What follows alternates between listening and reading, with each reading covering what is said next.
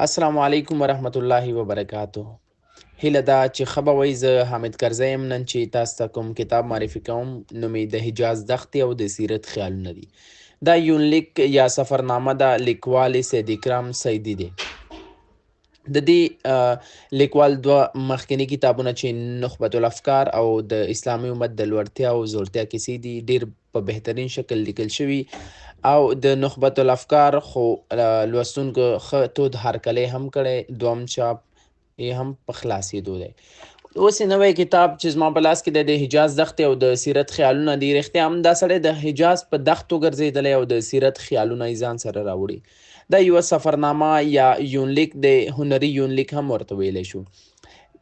لیکوال سید اکرام سیدي ډېره هڅه کړې چې په ښه انداز سره دا یونلیک ولیکي، ترتیب یې کړي او تر لوستونکو د مخه یې کړي. هسې هم زموږ حاجي صاحبان عمرې ته لاړ شي، ډېری شیان، عطرونه، آب زمزم، جاینمازونه، تسبیح او دغه شیان ځان سره راوړي تر څو نږدې ملګري ګیلمن نه شي او یو سوغات یو ډالۍ ورته راوړي. نو د حجاز دښتې او د سیرت خیالونو په نوم دا کتاب سید اکرام سیدي موږ ته د یو تحفې په څېر موږ ته وړاندې کړی، ټولو لوستونکو ته یې وړاندې کړی چې ما تاسې ته د حجاز له دښتو دغه خیالونه راوړي، یو څو ټکي دي چې دغه ولولئ او خوند ترې واخلئ. د دې کتاب ګټه څه ده؟ د دې کتاب ګټه دا ده چې په دې دا کتاب په لوستلو به تاسې د عمرې بشپړ معلومات ترلاسه کوئ. هغه ځایونو ته چې موږ ورځو د عمرې په جریان کې، که کعبه ده، که مدینه ده، که عکاز دی او که نور ځایونه دي، د کتاب کې لیکل شوي دي، ټول معلومات شته.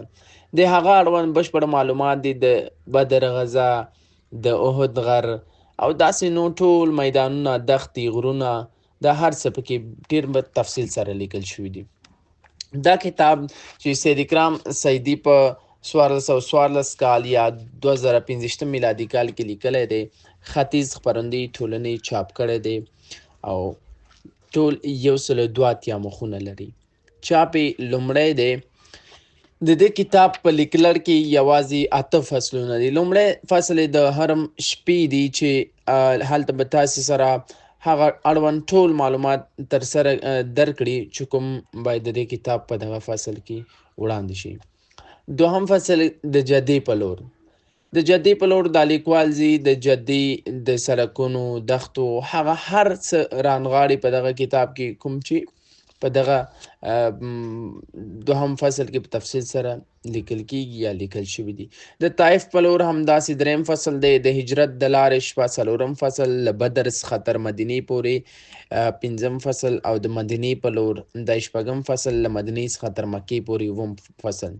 الوداع اتم فصل. الوداع یې بیا په داسې شان لیکلی چې لوستونکی هیڅ نه پرېږدي. یعنی که زه درته خپله وایم، ما یې الوداع ته ډېره تلوسه لرله چې کله به د دې کتاب د الوداع پاڼې ته رسېږم. د الوداع پاڼه یې له 163 صفحې شروع کېږي تر 182 صفحې پای ته رسېږي. دغه پاڼې ما په 1 سال لوستلې دي. ډېر خوندور څه یې پکې راخیستي دي.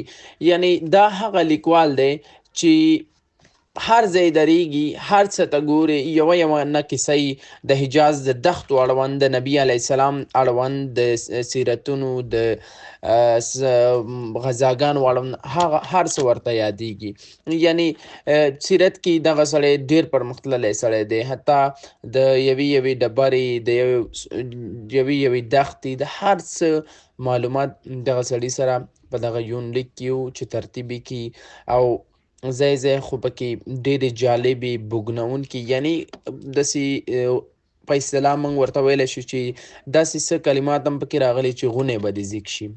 د دې لیکوال مخکیني کتابونو باندې زما په فیسبوکي صفحه کې ډېر څه لیکل شوي دي چې ډېر یو خوندور لیکوال دی. که دا لیکوال وستایل شي، انشاءالله آینده کې د دغه کتاب لیکوال ډېر څه لیکلی شي د سیرت اړوند.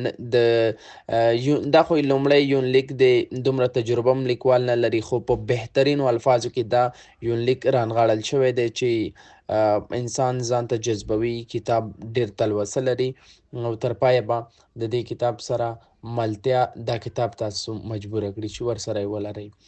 نو که په دې کتاب باندې نورې خبرې کوم، زما د ویډیو هم اوږدیږي، نو ښه به دا وي چې دا کتاب تاسې واخلئ چې ختیځ خپرندوی ټولنې خپور کړی د هېواد په بېلابېلو سیمو کې شته دی. کابل، ننګرهار، کندهار، خوست، پکتیا، کونړ او دغه ساحو ته یې لیږلی. نو که تاسې د دې کتاب اړوند علاقه لرئ نو دا کتاب حتما ځان سره واخلئ. لږې پیچلی یا په اصطلاح ښه الفاظو باندې لیکلی دی چې الفاظ لږ پیچلي دي. نوی لوستونکی دی دا 2-3 کتابه ولولي، له هغه وروسته ورته د دې کتاب سپارښتنه کوم. ځکه یو خو د دې لیکوال که 2 کتابونه ولولئ نخبة الافکار او د اسلامي امت د لوړتیا او زوړتیا کیسې، نو په دې کتاب به لا ښه پوه شئ. که په لومړي ځل د دې لیکوال دا کتاب راخلئ نو یو څه به د لیکوال له لهجې سره، د لیکوال د خبرو سره نابلده یاست، نو تاسو ته به ستونزمن برېښي یا به درته ښکاره شي چې دا کتاب سم نه دی. نو د دې لیکوال مخکیني کتابونه که تاسې ولولئ نو د حجاز دښتې او د سیرت خیالونه کتاب به تاسې ته ډېر اسانه شي چې تاسې په اسانه ترې اخذ وکړئ او ډېر څه ترېنه زده کړئ. نو دا کتاب ولولئ، خپل نظر ورسره شریک کړئ، کمنټ باکس کې لیکئ که تاسو لوستی وي څنګه یې ارزوئ، دا لیکوال څنګه ارزوئ. نو هیله ده چې کمنټ باکس کې تاسو خپل نظریات موږ سره شریک کړئ. تر بیا چې زه له بل کتاب سره ستاسې تر مخه درېږم او د بل کتاب اړوند خبرې تاسو ته کوم، ښې چارې، د خدای په امان.